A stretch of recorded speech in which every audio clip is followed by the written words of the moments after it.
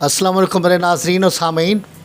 आज के मौसम के मुताबिक क्योंकि स्मोक का दौर है और पूरे मुल्क को इसने अपनी लपेट में लिया हुआ है, तो कुछ दोस्तों की बार बार इसरार पे और उनकी रिंगें और टेलीफ़ोन आ रहे थे कि स्मोक से मुतासरा अशख़ास के लिए कोई बेहतरीन कोई नुस्खा बताया जाए।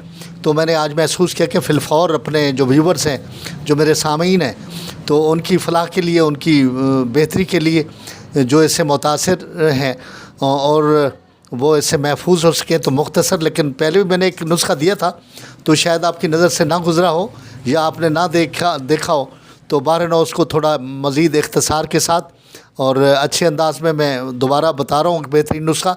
तो इसको बनाएं और इससे जो मुतासिर हो गए हैं स्मोक से, या अगर वैसे इसको पीते रहेंगे तो स्मोक से आप बचते रहेंगे और फ़ायदा भी मिलेगा आपको। तो नुस्खा सर कुछ इस तरह है कि ये है तुख्म प्याज।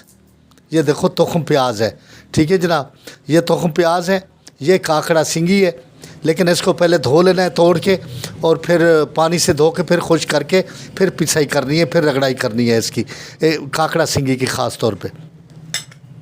ये लौंग है, ठीक है ना, ये लौंग, ये नौशादर है ठीकरी वाली, और ये है काली मिर्च, ये काली मिर्च अच्छी वाली। तो ये 5 चीज़ें हैं। तो 5 चीज़ को मजमूआ इसको अच्छी तरह सलाया करो, रगड़ो, पीसो और 500 मिलीग्राम के कैप्सूल भर लो, ठीक है जनाब। तो कैप्सूल भर के अदरक के कहवे के साथ इसको सुबह शाम लेना है।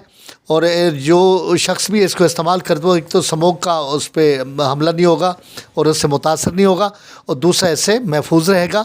और इसके अलावा वैसे जो आम खांसी है, गले की खराश है और एलर्जी है, उससे महफूज रहेगा।